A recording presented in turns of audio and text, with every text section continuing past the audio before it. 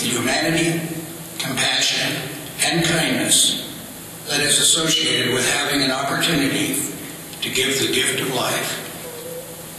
I come to you from the beautiful coastal town of Eureka and the Rotary Club of Southwest Eureka, where I have been an active member for 25 years and have twice served as a club president. Looking back, I never dreamed that I would come to know so much about blood cancers, about bone marrow transplants, about chemotherapy and radiation, and about the National Marrow Donor Program and its Be the Match registry. Life-threatening diseases such as leukemia, lymphoma, and Hodgkin's disease, immune system disorders, and many other related cancers, and their respective treatments. That only happens to other people, right? And we all somehow believe it'll never happen to us or anyone that we love. But we're wrong. We're definitely wrong, because it happens. It happens every day, every year, and it happens over and over again. Back in the late 1980s, life was going great for us. We had raised a beautiful family. The trucking and charter bus business we operated was thriving. Our home was the hub of a large extended family, and our 2 adult children were making their own way in life. Our oldest daughter, Deborah, was married and living in Sacramento and expecting her first baby. Our son, Steve, who was 25 years old, was a single father raising our 2 young grandchildren and was working hard at building his own vehicle recovery business. Life was good. In late 1987, during the holiday season, Steve became sick with what the doctors initially thought was a touch of the flu or a lingering cold or respiratory infection. His symptoms were fatigue, fevers, coughing, sweating at night, and he just didn't feel good. For a few months, he was treated with antibiotics and routine medications, but the symptoms never let up. And by February of 1988, he was diagnosed with Hodgkin's disease, which is a cancer of the lymphatic system similar to lymphoma. The diagnosis was shocking. Our son had cancer. This could not be happening to us. Within days, we found ourselves in the hallways of Stanford University Medical Center, conferring with the best doctors we could find to treat and cure our son of his cancer. At the time, Hodgkin's disease, which typically affects younger adults, had a very good cure rate, over 90%. So we tackled his treatments with hope and optimism. Many patients are cured with a single round of radiation treatment alone, but Steve's case turned out to be very stubborn and aggressive. For the next 3 years, he endured radiation therapy, grueling bouts of chemotherapy, and finally, as a last resort, he underwent his first bone marrow transplant in 1991. At the time, the cancer had not spread into his own bone marrow, so the doctors were able to harvest his marrow and transplant that back into his body. He was actually his own bone marrow donor, so to speak. Steve went on to enjoy a remission of about 5 years. Our family was relieved and overjoyed. We had our boy back. He looked good, felt well, had a sparkle back in his eyes. Our prayers had been answered, and we thought his cancer was behind us and gone for good. Sadly, we were wrong. In 1996, he suddenly became gravely ill and weak with high fever and immediately went to the emergency room. They admitted him to the hospital, and within days, we were told the grim news. Steve had developed a deadly and aggressive leukemic kind of blood disease called myelodysplasia, probably caused by all the cancer treatments he had received in the past. And shockingly, we were told he would die within a few weeks. His only chance of survival was to prepare for a second bone marrow transplant. Now his cancer had spread into his marrow, so that couldn't be used for transplantation. Our only hope was finding a compatible donor, either a sibling or an anonymous donor from the Be the Match donor registry. At the time, we were warned that if his sister was not a match, then we had about a 20% chance of finding a donor through the registry. That's a 1 in 5 chance of finding someone in this whole wide world who might save our son's life. This statistic just seems so very sobering and so unacceptable to us. Thousands of patients search the registry every day, and they too become aware of the same grim odds. As it turned out, we were lucky, because our daughter Deborah was tested and was a perfect match for Steve. So doctors quickly prepared them both for the transplant, and that was performed very soon after. We breathed a sigh of relief and felt so grateful that we did not have to search the registry in utter desperation, trying to find the one person who could save Steve's life, knowing time was running out and the odds were not in our favor.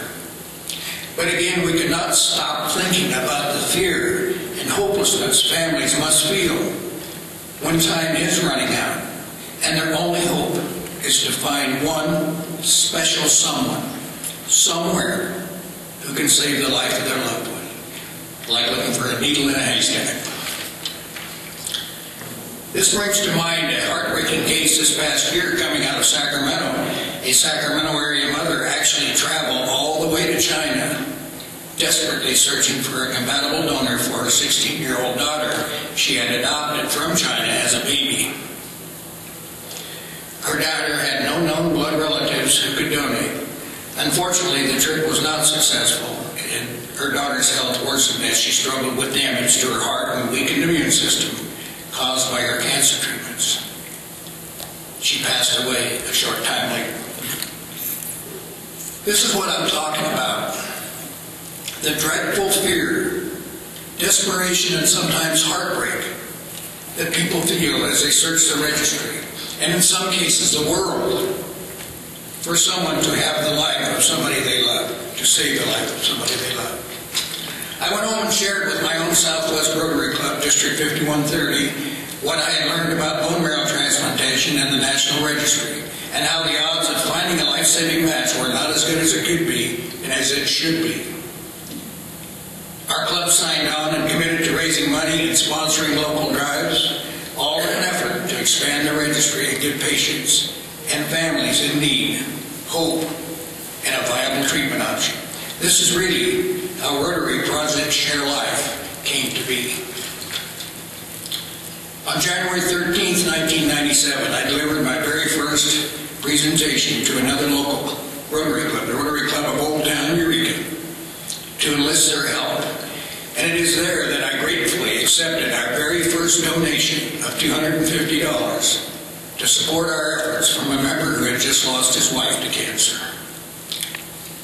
Since then, I've traveled and spoke to over 45 Rotary clubs throughout Northern California and to numerous community gatherings, promoting, educating, and motivating organizations to get involved with Rotary's Project Share Life and to sponsor donor drives and fundraisers to help fund the cost of laboratory testing and tissue typing of potential volunteer marrow donors. My wife and I, along with many dedicated Rotarians and countless volunteers, have organized and staffed numerous donor drives at college campuses, hospitals, churches, shopping malls, parking lots, and even in a bank. We have partnered with the Sacramento Blood Center, Heart of America, Blood Source, the Leukemia and Lymphoma Society, and now currently work very closely with Be the Match. In true Rotary fashion and true to our motto, service above self, neighboring District 5170, which stretches from Oakland to San Jose and Gilroy, joined the early efforts of District 5130. And over the last 14 years, these two Northern California districts have raised over $250,000 in cash. That's $250,000.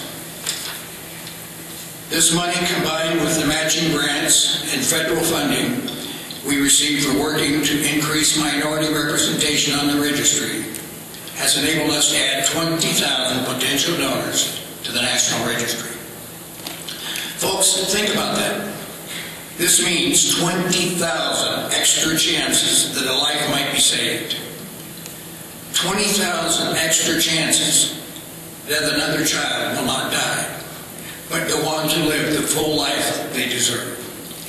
This is what Rotary Project Share Life is all about.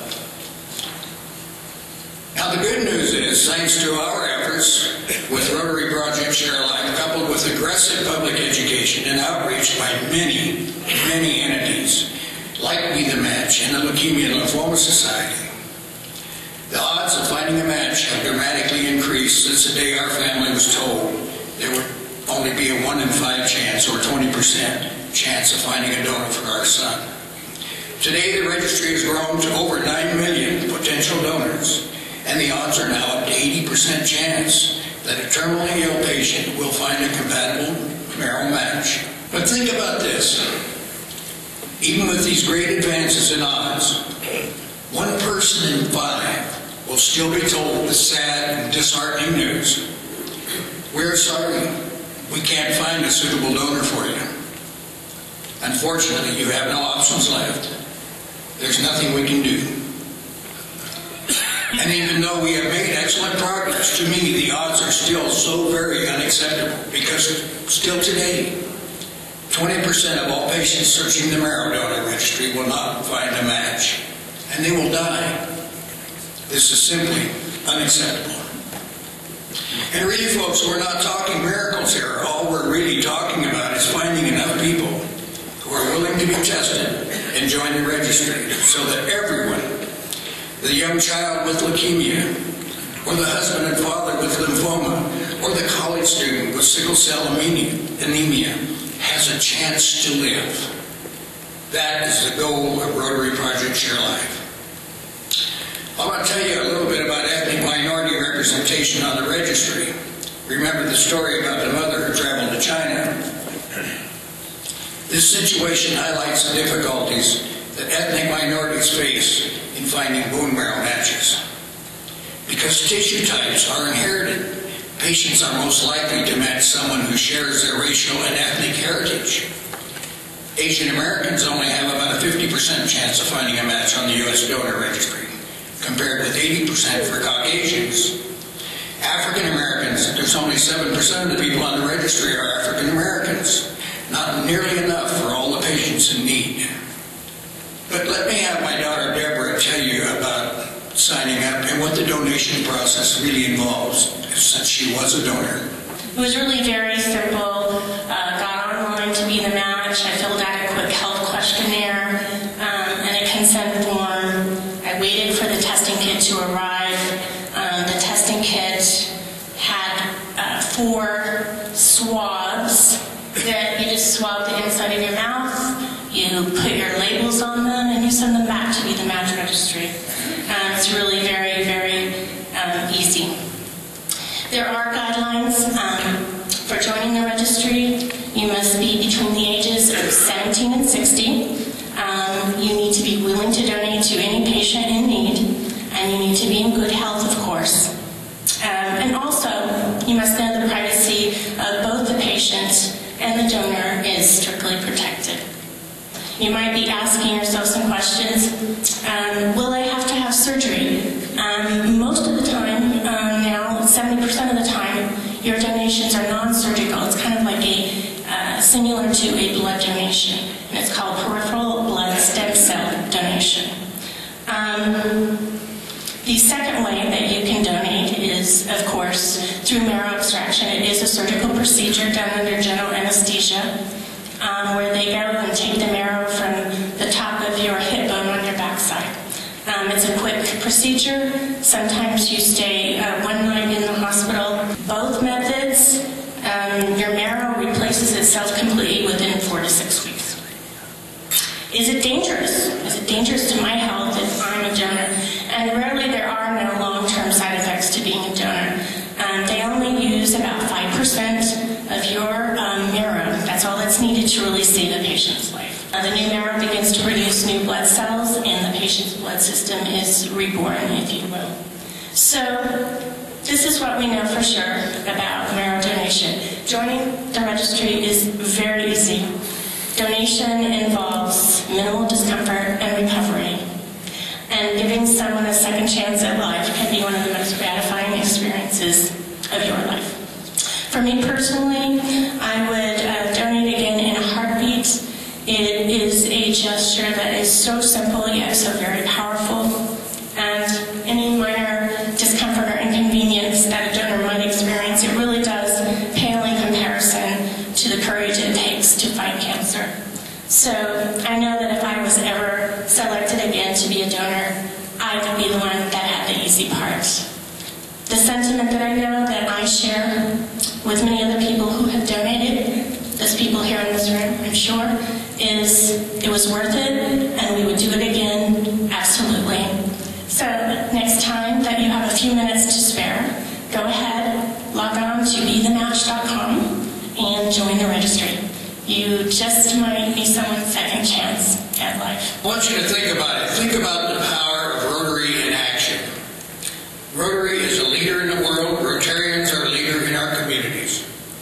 We know we can always get the job done. From my experience as a longtime Rotarian, any undertaking we commit to is a success. Just look at what we Rotarians can do. We volunteer to work locally, regionally, and internationally to combat hunger, improve health, sanitation, provide education and job training, promote peace, and most impressively, eradicate polio through our Polio Plus program. We are the people in our communities who can get the job done. So now it's time for us to imagine and get to work. Imagine just for a moment if we took this little project of ours, the brainchild and work of just 2 Northern California Rotary districts, literally a mom-and-pop operation run out of our home with no overhead, and got really serious about taking this cause all the way. Imagine what could we achieve if Rotary made this a national, even a global effort, like Polio Plus. Imagine if every club in the United States participated. Imagine if Rotary International joined forces with the National Marrow Donor Program and its Be the Match registry. You know, there are countries around the world that are in much worse straits than ours, like India, that only have a mere 10,000 potential donors on their national registry. I know I'm thinking big here, and I might be a dreamer, just as John Lennon writes, but I can see that there is something better to reach for.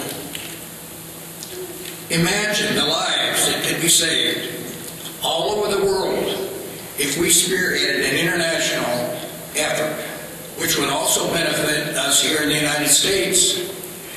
Our country is a melting pot of ethnic and racial diversity, with an increasing population of biracial and multiracial citizens.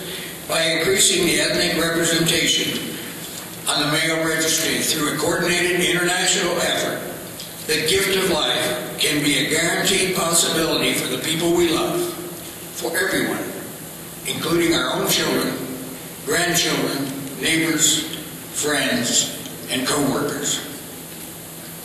Every day, the registry is searched by tens of thousands of patients in need of a bone marrow transplant as their last chance of surviving cancer. Now, you've heard of our success and what we've done. You've heard what we're capable of doing and the positive impact we have already had. You've heard what our goals are. The rest is up to us, each and every Rotarian in this room, to promote awareness, educate our neighbors, and pave the way towards expanding the numbers of potential donors on the registry, so that everyone who needs a second chance at life gets that second chance, and so that no one must ever hear again, sorry, there is no match. We can't save your child. You know, I was on the Rotary website the other day, and I came across the Rotary International theme for the coming year. It's the vision of the new President-elect Kalyan Banerjee from India. And it really struck a chord with me as to where we can go with Rotary Project Share Life. He says, reach within to embrace humanity. We need to commit ourselves absolutely and fully and say what I must do shall indeed be done. I want to now tell you about a young couple who were lucky enough to find hope through the Be the Match registry. Jake and Nicole Donahue from Willits, California, are parents of two beautiful daughters, Maddie, age 5, and Hannah, age 4. Jake works as a police officer for the city of Willits, and his mother is a member of the Rotary Club of Willits. Briefly, I want to tell you their story. Their daughter Hannah was diagnosed with leukemia before her first birthday. Just a baby, she was treated with aggressive rounds of chemotherapy. She suffered greatly from the side effects of the treatment.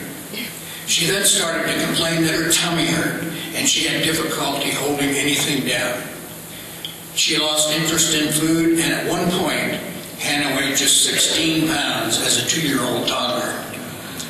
She was transferred to UC San Francisco Children's Hospital and soon thereafter diagnosed with severe combined immunodeficiency, also known as the bubble boy syndrome. Anyone remember that old TV movie, The Boy in a Plastic Bubble? That's what Hannah had. Her immune system was totally non-functional. A bone marrow transplant was needed to save their baby daughter. And at age 3, her family was delighted that a match for Hannah was indeed found on the registry. Doctors acted quickly, and she received her bone marrow transplant on October the 2nd, 2009. Her donor was a young man, that's all they were told by Be the Match. Her match was a 28-year-old police officer from Dixon County, Tennessee, named Jeremy Wall. He had joined the registry back in November 2004 in hopes of helping a little girl in his community, the young daughter of good friends to him and his wife Jennifer. Turned out he was not a match for his friend's daughter, but 5 years later, in the fall of 2009, and much to his surprise, he received a call from the Be the Match registry asking if he was still interested in being a donor. Of course was his answer. Jeremy had forgotten he was even on the registry.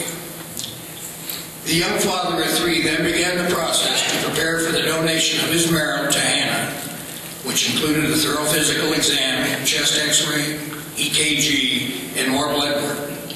The only thing he was told about the recipient was that she was a 2-year-old female who suffered from a fatal immune system disorder. Jeremy's marrow extraction was done under anesthesia, where doctors extracted the bone marrow from the back of his hip bone using a large aspiration needle. He did experience moderate pain and discomfort in his lower back, and the extraction site was tender for a short time, but he was back on the job in no time. Jeremy told me in an email recently that all of this I went through was definitely worth it, and that it is so amazing how something so small in our bodies can be taken out and given to someone to turn out to be so big. Now it's ironic and it's a huge coincidence, but both Hannah's father, Jake, and her donor, Jeremy, have a lot in common. Both are police officers in small towns. Both have a daughter named Maddie. Both have a mother named Kathy. And both now share this incredible life-saving experience, which will no doubt be a lifelong bond of friendship between their 2 families. The privacy of both the recipient patient and the donor is strictly guarded for a period of 1 year. After that, 1 year out from a transplant, the donor and recipient are able to exchange names and correspondence with each other and even meet each other in person. Well, I've got a very special surprise for you. Until last night, here at the Silver Legacy, Hannah's family and Jeremy's family had never met in person. And today we are in for a special treat. And we give thanks to those 2 families who have shared their touching stories with us and have graciously allowed us to share and be a part of their first meeting with one another. And we thank Rotary for making this meeting possible. I'm very glad Nyle contacted me about promoting the bone marrow registry, because until we got through the bone marrow donor recipient process, I had no idea what it entailed to donate or to receive bone marrow. I'd seen it in movies, sometimes heard about it in the news, but I always just kind of figured that anybody could donate to anybody else. No big deal, they just had to be willing to donate. And boy was I wrong. Now I know how important it is to have a perfectly matched donor, which is something that is depressingly rare, but is improving by leaps and bounds. I'm blessed to be standing here today because God granted Hannah that gift, and against all odds, Hannah was given a second chance because of a selfless act by a complete stranger 3,000 miles away who just happened to be her perfect match. In that one act, he's done more for us than he'll ever know, and we're so glad to welcome Jeremy and his family into our family. You really have. There are no words to describe the anguish a parent feels as they sit helplessly by watching their sick child cling to life as hope fades. But because of Jeremy, I don't have to know the pain of losing a child, but I do know that the word torment takes on a whole new meaning.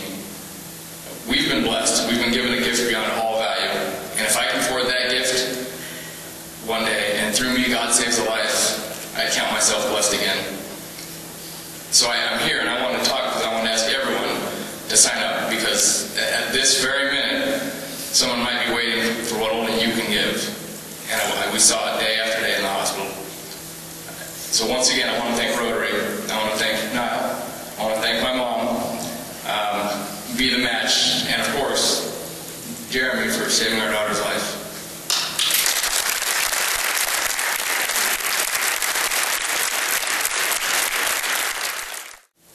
Thank you to Nyle. Thank you to Diane.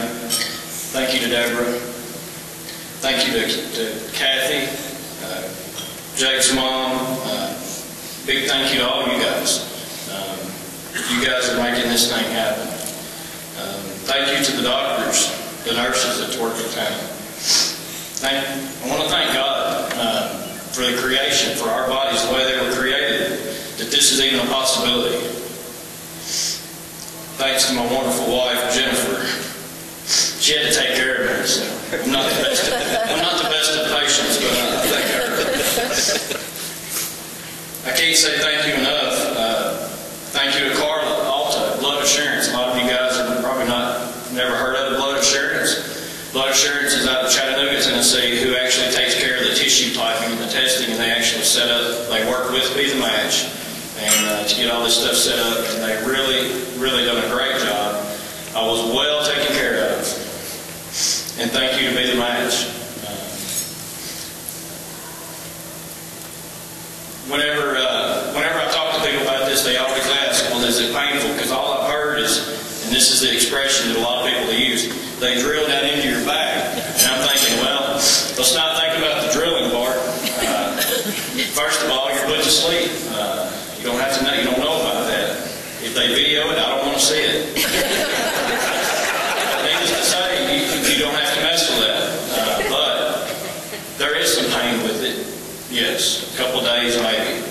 One thing that was very good is I always tell everybody after the actual harvest that night, as long as I lay flat on the bed, and I'm not a back sleeper, but as long as I lay flat, I can sleep like a baby. So the pain, yes, there's some pain, but if only you guys could experience what me and some others are getting to experience right now. When they call you, and they do ask you at each time they call you, are you willing to donate? I told them, I said, will you please quit asking me that question?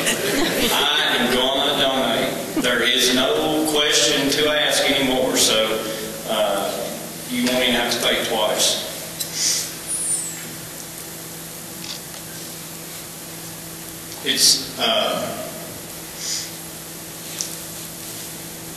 I want to mention one more thing that's really important. Many focus on my donation and saving a life. Okay, the way I look at it is this, and this is what I tell people. With Hannah, God had other plans for her. God had plans for her, and I'm just proud that I got to be part of those plans. I want to thank everybody. Thank you for,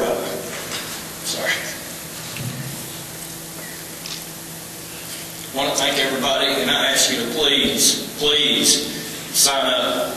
I want each and everybody here, I'd love for you to get to go through what I'm getting to go through right now. Thank you.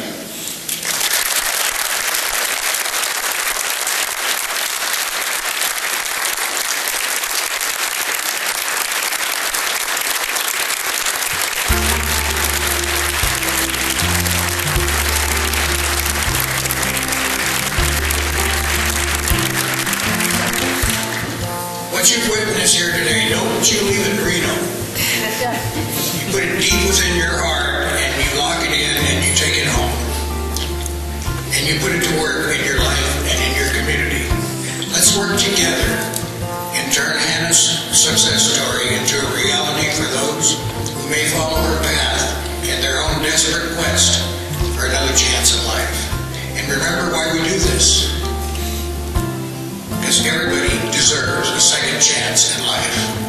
Find more information about Be the Match at marrow.org. Contact Nyle Henderson by phone at area code 707-442-5892 or Kathy Gott, area code 707-349-5543. Thank you for watching and for considering being a match for someone. It only takes 15 minutes and could save a life. Love is given and love is received.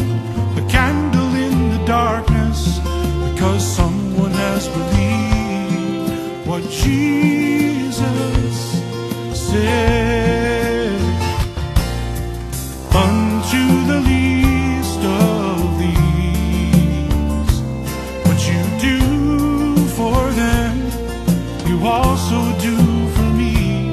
You must give up what you have to become what you must be.